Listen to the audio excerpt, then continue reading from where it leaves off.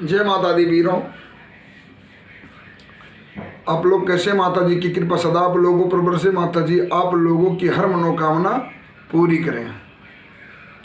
वीरों, गले में माला जुबान पे ताला, कौन बनेगा हिंदू का रखवाला? कौन बनेगा? सोचो, केवल हिंदुस्तान है हिंदुओं के लिए और कोई जगह नहीं है विश्व में।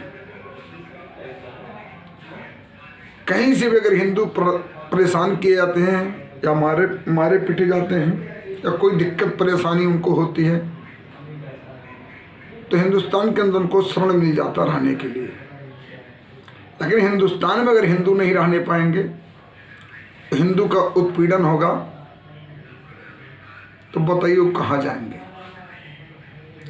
आज हमारे देश के अंदर खुद हिंदुओं से ही हिंदू की पहचान पूछी जा रही कि हिंदू कौन है, हिंदू कौन है। सनातन धर्म में कौन कौन आते हैं? सनातनी सब है, सबको सनातनी तो हम बताते हैं, लेकिन हिंदू सब अपने आप को नहीं बताने को तैयार है। हिंदू की पहचान कैसे होगी? इसके लिए कुछ संगठन बनके तैयार हुए, जैसे हिंदू वाहिनी, जिसके अध्यक्ष बाबा योगी आदित्यनाथ थे,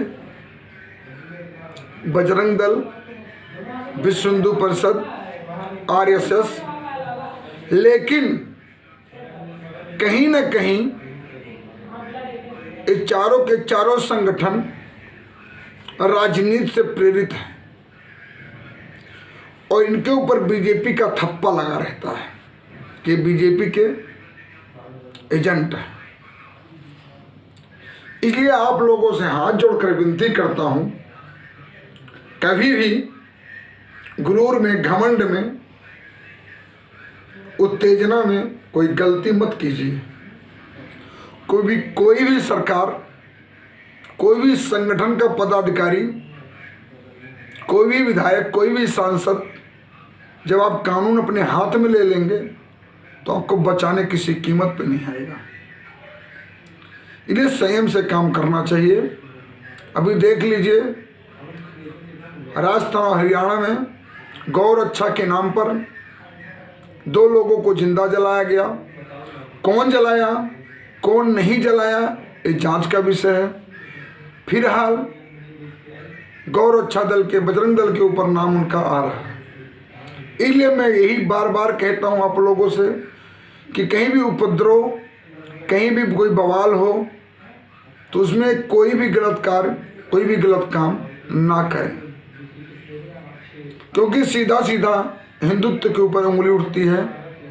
और किसी भी समुदाय का व्यक्ति किसी के साथ कोई भी घटना घटा दे, कोई भी गलत काम कर दे, तो हिंदुत्व एकजुट नहीं हो पाते।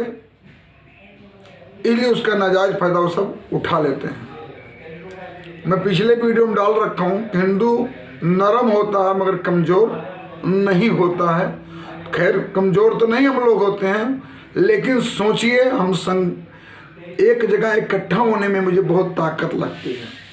सनातनी हैं हिंदुस्तान के अंदर, हिंदू बहुत पुराने, बहुत दिनों से रहते हैं, हजारों साल बीत गया, लेकिन हम अपनी आवाज़ को आगे बढ़ाने में विफल रहे। संविधान हो, हिंदुस्तान हो, लोग अब कोई अगर बड़ा आदमी बनना चाहता है या बड़ा बन करके कुछ बोलना चाहता है तो उसको देश के प्रति और देश की जनता को जवाब देना पड़ेगा। अगर आप जवाब देने में विफल होते हैं तो जो सामने वाला जो भी कुछ शब्द कह रहा है उसको मानना पड़ेगा, या तो उसको संतुष्टिपूर्वक जवाब दीजिए। और जवाब नहीं होगा आपके पास और ना आप जवाब दे पाएंगे, क्योंकि मैं पहले भी बोल चुका हूँ, आज भी बोल रहा हूँ, जो अपनी ज़मीर खो देता है, जो अपनी पहचान खो देता है, वो कहीं का नहीं होता। क्योंकि हमारा मूल भाषा संस्कृत था। संस्कृत को धीरे धीरे हमने छोड़ना शुरू किया। लोग संस्कृत को पढ़ने से हट गए, पढ़ाई लिखाई संस्कृत के बारे में कम करने लगे, हिंदी आया, लेकिन और समुदाय के लोग अपने मूल सिद्धांत से जुड़े रह गए। अपनी भाषाओं का पकड़ उन्होंने नहीं छोड़ा, लेकिन हम मेन भाषाओं का पकड़ ही छोड़ के बैठ गए। हमारा देश जब आज़ाद हुआ था तो आज़ाद होने के बाद भाषाओं पे आधारित राज्य बन रहा था। अगर ऐसा बन गया होता तो यूपी के आदमी दिल्ली नहीं जा पाते, दिल्ली का आदमी गुजरात नहीं जा पाता, क्योंकि आपके भाषाओं के कारण ही आपको वहाँ से खदेड़ दिया जाता, आपको मारा पीटा जाता। वो आज भी वही चीज़ हो रहा है। संविधान के दायरे में कुछ भी आया, संविधान का पालन करना चाहिए, संविधान को मानना चाहिए, मेरे देश का सर्वश्रेष्ठ ग्रंथ है।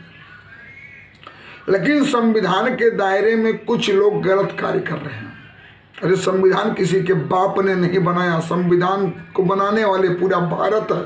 277 सदस्य थे, डॉक्टर राजेंद्र प्रसाद उसके अध्यक्ष थे, सब लोग मिलकर बनाए, लेकिन केवल एक व्यक्ति का नाम लिया जाता है। मसीहा थे, वो परमात्मा बन गए हैं, भगवान बन गए हैं लोगों के लिए। लोग हमारे देश के राष्ट्रपति महोदय डॉक्टर भीमराव अंबेडकर को किसी भगवान से कम नहीं माने। क्यों ना माने? उसी संविधान के बदौलत राष्ट्रपति बने हैं, क्यों नहीं मानेंगे? आज के टाइम अगर किसी ने किसी की मदद कर दिया तो लोग उसके एहसान के नीचे दब जाते हैं। कोई पंडित पुजारी मौलवी के पास जाकर के कोई दुआ तबीज करवा लिया, उसका भला हो गया, तो जिंदगी भर उसका मुरीद हो जाता है। और जिसके बल पे संविधान के दायरे में ला करके संविधान के बल पे जो राष्ट्रपति बने, क्यों बाबा साहब अम्बेडकर को भूल जाएंगे? कभी नहीं भूलेंगे। हाँ, विडंबना यहाँ कहीं जरूर है, जो केवल एक व्यक्ति के नाम पर संविधान का थप्पा लग गया। और लोग होते, जैसे मैं बीच में दूसरी बात करने लग रहा हूँ, जैसे देश के अपने यूपी के चुनाव हुआ, ब्राह्मणों की हत्या हुई, तो ब्राह्मणवादी लोग चिल्लाने लगे। चिल्लाना नहीं चाहिए, वो जुल्मी थे, कानून को अपने हाथ में लिए थे। जो कानून को अपने हाथ में लेगा, कानून उससे कानून की तरह ही बात करेगा। ये कानून को कभी अपने हाथ में नहीं लेना चाहिए। और वोट बैंक साधने के चक्कर में कोई भी सरकार होती है, अपने विधायकों को टिकट देती है, अपने विधायकों को मंत्रालय देती है, जाति के आधार पर देती है, इसको जान लीजिएगा। योग्यता के आधार पर नहीं देती है कोई भी सरकार हो। इसलिए जब संविधान बना था तो संविधान में केवल डॉक्टर भीमराव अंबेडकर साहब नहीं थे, 277 लोग थे। सबका नाम क्यों नहीं आगे बढ़ाया गया? केवल एक व्यक्ति का नाम आगे क्यों बढ़ाया गया? अब कोई भी आर्टिकल, कोई भी कानून अगर आप देखेंगे तो 1835 के पहले और 1835 में जो कानून बना था, अंग्रेजों द्वारा बनाया गया था, वही कानून संविधान में लाकर सबमिट कर दिया गया। कोई भी संविधान बाहर से कोई अपना विचार नहीं लिखा है, बाहर से नकल किया गया है। और बाहर के कानून जो थे वो थोड़ा थोड़ा ला के कमजोर करके हमारे संविधान में बटोर दिया गया है। आरक्षण 10 साल का था। अगर बाबा साहब को हम मानते हैं तो इस पर भी अंगुल उठाइए कि बाबा साहब ने केवल 10 साल के आरक्षण दिया था कि 10 साल के लिए किसी वर्ग को आरक्षण दो, उसका उत्थान करो। अगर आपका उत्थान नहीं हुआ तो उसका जिम्मेदार कौन है? सरकार है। लेकिन लोग राजनीतिक फायदे के लिए, कोई भी पार्टी हो, मैं किसी पार्टी विशेष की बात नहीं करता हूं, आरक्षण का बढ़ावा करती रहती है, उसका विस्तारवादी नीति चलता रहता है। कोई अपने वोट बैंक को खराब नहीं करना चाहता, क्योंकि मेरे देश के अंदर कई धर्म और कई जात के लोग रहते हैं। न एक जात से सरकार बन सकती है, न एक धर्म के लोगों से सरकार बन सकती है। ध्यान देने योग्य बात है कि जो हमारे देश के अंदर सबको मिला करके ही सरकार बन सकती है और सबको साथ, सबका विकास के साथ ही कार्य हो सकता है। फिर देश को तोड़ने में लोग क्यों लगे हैं? क्यों ब्राह्मण के केवल पीछे पड़े हैं? क्यों हिंदुत्व के पीछे पड़े हैं? मैं किसी मंदिर और मठ का पुजारी नहीं हूं, ना मैं किसी का दान लेता हूं 10 रुपया। मैं अपना दुकान करता हूं, अपना रोजी रोजगार करता हूं, कमाता हूं, खाता हूं, निष्पक्ष बोलता हूं, सत्य के साथ चलता हूं। जो होगा कल होगा, मुझे कोई टेंशन नहीं है। दुनिया में आया हूं तो मरना एक दिन निश्चित है। जो जन्म लिया वो मरेगा, आज मरो या कल मरो। ना कोई किसी के सहारे रहता है। अगर मैं नहीं रहूंगा तो मेरे बच्चे नहीं मर जाएंगे, वो किसी तरह अपना जीवन यापन करेंगे। ना कोई परिवार मुझ पर निर्भर है, ना परिवार के ऊपर मैं निर्भर हूँ। एक माया है जो मुझे बजा के संसार में, परिवार के अंदर रखता है। कोई किसी का है नहीं इस दुनिया में। जो हो आप स्वयं अपने लिए हो, आपके लिए और दूसरा कोई नहीं है। ये केवल मोह और माया है। मेरे वीरों, मैं बार बार ये चीज सोचता रहता हूं। मैं रास्ते में चलता हूं, कहीं बैठा रहूंगा तो विचार करता रहता हूं कि जो लोग, एक व्यक्ति आवाज उठाता है और उसके पीछे हजारों हजारों लोग सिक्योरिटी बॉडीगार्ड की तरह खड़े हो जाते हैं, वही उनकी ताकत बन जाते हैं। उन्हीं की ताकत पे बहुत उठ पटांग बोलने लगते, होपलेस होकर के जिंदगी में उनके अंदर उत्तेजन आ जाता है कि किसी को खिलाफ कुछ भी बोलो, बोलो जरूर, 2 फाड़ करो, 3 फाड़ करो। इनको बाहर से फंड मिलता है, बाहर से पैसा मिलता है, को ताकत मिलती है अपनों से, उसी पर चिल्ला चिल्ला के बोलने लगते हैं। यहाँ लोग रोजी रोजगार, रोज मेहनत मजदूरी करते हैं, उनका तो गुजारा ही नहीं होता। जो एक गरीब व्यक्ति बन करके, गरीब मैं गरीब हूं, मैं मुझे कुचला गया, अरे उन्हीं से मैं पूछता हूं, चंद्रशेखर रावण से पूछता हूं कि आपको कौन कुचला? अगर कुचला होता तो आप एलएलबी नहीं कर पाते, आप वकील नहीं होते, आप इतना बड़ा मजलिस नहीं इकट्ठा करते, आप इतनी बड़ी ताकत नहीं रखते। कोई किस, हाँ, अब आप कुचलने का काम कर रहे हैं, आप बदले की भावना से काम कर रहे हैं। ये सत्य है। मौका मिलेगा जिंदगी में तो आपसे जरूर बहस करूंगा। ब्राह्मणों पुजारियों पंडितों की आप बात करते, इतने मठ, इतने मंदिर, इतने सब गुरुद्वारा, इतना मस्जिद, सब कुछ धर्म, सबके धर्म का पालन होता, सब अपने धर्मों का पालन करते हैं। सब अपने धर्मों के रक्षक नहीं है, धर्म अपनी रक्षा स्वयं करता है। अगर आपका असली धर्म है तो किसी से रक्षा करवाने की कोई जरूरत नहीं है। अब कोई कह दे जाकर के मैं वैष्णो देवी की रक्षा करूं, मैं रक्षा कर पाऊंगा?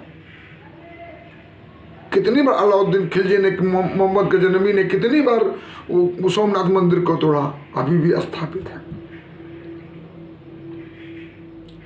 कोई भी इतिहास का पन्ना, अगर मैं मानता हूं आज विज्ञान है, आज चमत्कार हो रहा है, विज्ञान भी तो मानता भगवान है। मानसरोवर, कैलाश पर्वत आज नहीं है, पौराणिक कथाओं में है वर्जित। कौन था इतना तेज, कौन था इतना बुद्धिमान? कौन जानता था कि वहां हिमालय पर्वत पे कैलाश पर्वत है? कौन उड़ के गया था? सोचने वाली बात है। सोचो, हमने नहीं पैदा किया है किसी को, हमने मनोवैज्ञानिक अपने दिमाग और बुद्धि से नहीं रख दिया इसको। अगर कहा गया कि मानसरोवर है तो वहां जाके देखो, है। कोई कह दे कैलाश पर्वत है तो है, जाके देखो। किन्हीं ने खोज हुआ? विज्ञान ने खोज के दिया आपको। विज्ञान उसी को खोजता है जिसको कभी इतिहास में बताया गया है कि हाँ वो चीज है। इसी से विज्ञान चलता है। केवल मूर्ख बनाते हैं लोगों को, मूर्खतापूर्ण बातें करते हैं लोगों से, जो आस्था रखते हैं उनके साथ खिलवाड़ करते हैं। बताइए, जिसमें मेरे पूर्वजों का आस्था जुड़ा हुआ उसको तोड़ रहे हैं। जबकि आपके भगवान बुद्ध ने ही कहा था कोई भी इंसान भगवान नहीं हो सकता, तो इंसान को भगवान कैसे बोल सकते हैं हम?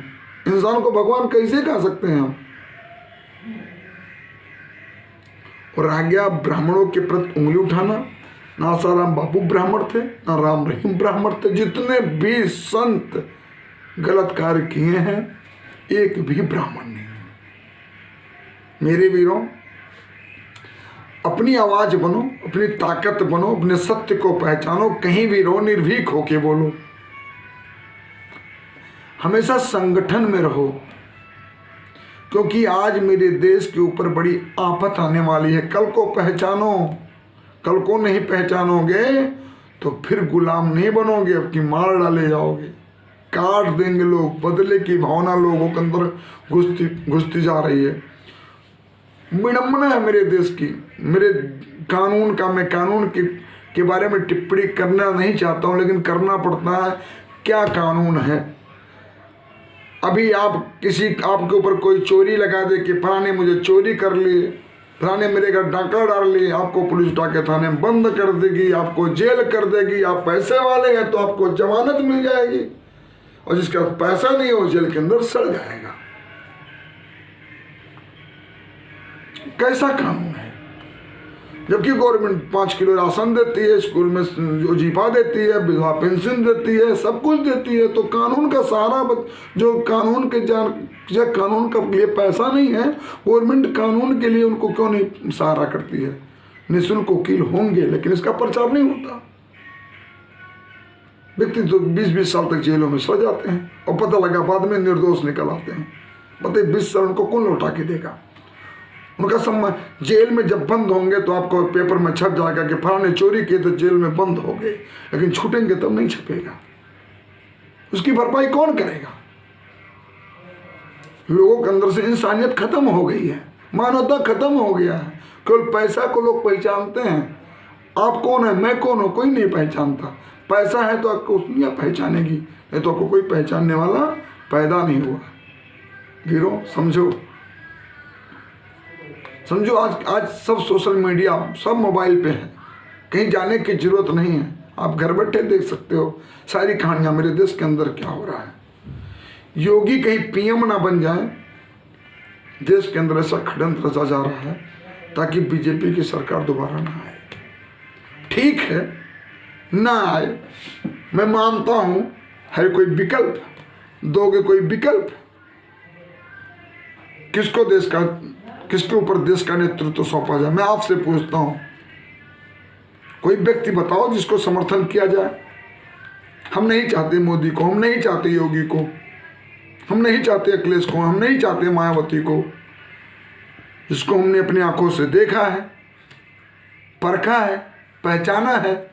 जो मुझे अच्छा लगा उसका समर्थन करूंगा, जो मुझे अच्छा नहीं लगेगा उसका समर्थन मैं क्यों करूंगा? कभी सोचो, डॉक्टर साहब को पढ़ाने वाला कौन व्यक्ति था?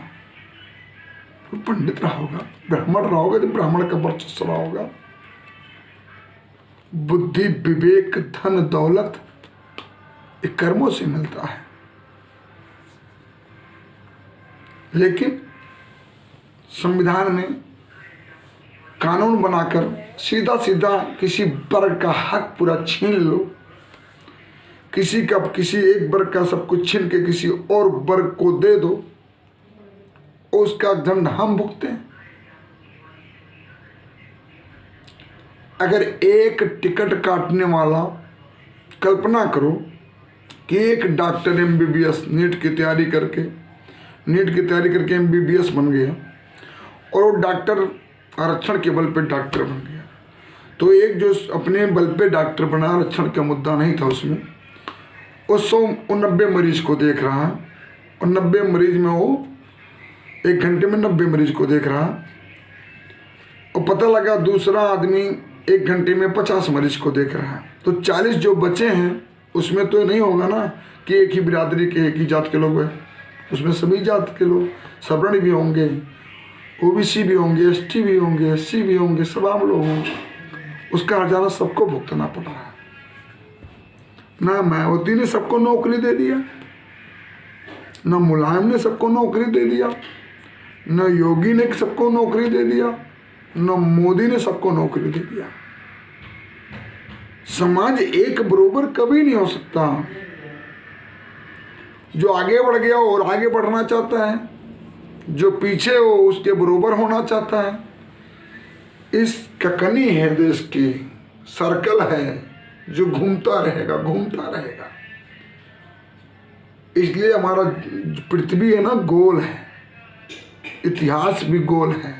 जो अपने आप को इतिहास बार बार दोहराती है, किसी न किसी दिन पे दोहरा के आ जाएगी। सुबह हुआ शाम हो रहा, शाम हुआ फिर सुबह हो रहा। वीरों बहुत सारी बातें हैं जो हमेशा मंथन करता हूँ, सोचता हूँ, विचारता हूँ। 2-2 दिन, एक दिन लग जाता सोचने विचारने में। फिर मैं वीडियो डालता हूँ। किसके मैटर पे डालूं, किसकी तरफ बोलूं? खिचड़ी है, खिचड़ी समझते ना, दाल चावल नमक हल्दी मसाला टमाटर आलू एक में डाल के उबाल के रख दो, तब भी भोजन है, तब भी पका खा लोगे सब लोग। रोटी सब्जी दाल चावल अलग रखोगे तब भी खा लोगे सब लोग एक साथ। अब मेरे देश के अंदर खिचड़ी था, धर्मनिरपेक्ष राज था, हमारे देश लोकतंत्र था, सबके सपोर्ट से सबके सहयोग से देश चलता था। लेकिन अब जानते हैं क्या हो रहा मेरे देश के अंदर? दाल को अलग कर दो, चावल को अलग कर दो, मटर को अलग कर दो, आलू को अलग कर दो, पानी को अलग कर दो और सबकी अलग अलग पहचान दे दो। ये हो रहा मेरे देश के अंदर। एक साथ रहने मत दो इनको। अगर एक साथ रहेंगे तो ताकतवर रहेंगे। और कोई किसी से अगर बहुसंख्यक कहते हैं भारत में कि हिंदू बहुसंख्यक हैं, तो उन्हीं को प्रोटेक्ट कर दो, ताकि इनको अल्पसंख्यक बना दो, इनको तोड़ दो, खंड खंड कर दो। जब से हम दो हमारे दो का नारा आया है, फिर कानून बन गया कि 2 बच्चों से ज्यादा नहीं होना चाहिए, ऐसा कानून लागू होने वाला था। फिर क्या हुआ? लोग एक बैग मुड़े हैं कि इनके तोड़ दो, हिंदू धर्म को ही कमजोर कर दो, इनको बांट दो, इनको अलग कर दो इनको। अरे मेरी जिंदगी तो कैसे कट जाएगी, मेरे बच्चों की कैसे कटेगी? आगे चल के क्या होने वाला है मेरे देश के अंदर? सोचो। जितनी धन संपत्ति बना रहे हैं हम, जितना आगे बढ़ने की कोशिश कर रहे हैं हम, उतने पीछे जा रहे हैं हम। क्योंकि संस्कार बहुत बड़ी चीज होती है। हमें सब कुछ मिल जाएगा, संस्कार दोबारा लौट कर नहीं आएगा। जब मेरा अभी तुम खुद छोड़ रहे हैं और कल मेरा छीन लिया जाएगा। मैं इस चीज का तो संतुष्ट हूं कि ना मेरे धर्म को ऊपर कोई ठेस पहुंचा सकता है, ना मेरे धर्म को कोई नष्ट कर सकता है। क्योंकि मेरा जो भी धर्म है अच्छा खासा तप करके सोना, प्योर सोना बन के तैयार हुआ है। एक कहानी याद आती है, उस कहानी पे मैं आपको एक शब्द बताऊंगा। लोहा और सोने से झगड़ा हो रहा था, बातचीत। सोना कहता, भाई तुम्हें जो लोहार पीटता है तो तुम बड़ी आवाज करते हो, और जब मुझे सुनार पीटता है तो मेरे अंदर आवाज नहीं आती है, उतनी तेज में नहीं चिल्लाता हूं। तो लोहा कहता है कि पीटता तो तुम्हें मैं ही हूं, लेकिन तुम सोना हो इसलिए कम दर्द करता है। लेकिन मुझे अपने ही मारते हैं, मुझे अपने ही चोट पहुंचाते हैं, क्योंकि लोहा लोहे को पीट रहा है, इसलिए मुझे ज्यादा दर्द होता है। तो मेरे वीरों, जब तक कोई और धर्म के लोग उंगली उठा रहे थे तब तक तुम्हें चुप रहता था कि चिल्लाने दो, इनको क्या कर लेंगे। चुपके से पीछे से वार करेंगे, इतने इनकी हिम्मत है, सामने से लड़ने की हिम्मत नहीं है। लेकिन मुझे अपनों ने अब दर्द देना शुरू किया है, इसलिए बहुत दर्द होता है कि क्या बरगला दिया आप लोगों को, कितना बरगला रहे हैं आप, कौन आपको छेड़ रहा, कौन किसको परेशान कर रहा। सब संविधान के दायरे में परिवार से सुख जीवन जिंदगी जी रहे हैं, उसमें फूट डालने की पूरी ताकत है। मेरे वीरों, सोचना विचारना और संविधान को बहुत अच्छी तरह पढ़ो। कोई पुस्तक पढ़ो या ना पढ़ो, संविधान जरूर पढ़ो। जय माता कल्याणी की, जय माँ बेड़वा की रानी की, जय माँ बेड़वा की रानी। सर अच्छा करो माता कल्याणी, जय माँ बेड़वा की रानी, जय माँ बेड़वा की रानी, जय माँ बेड़वा।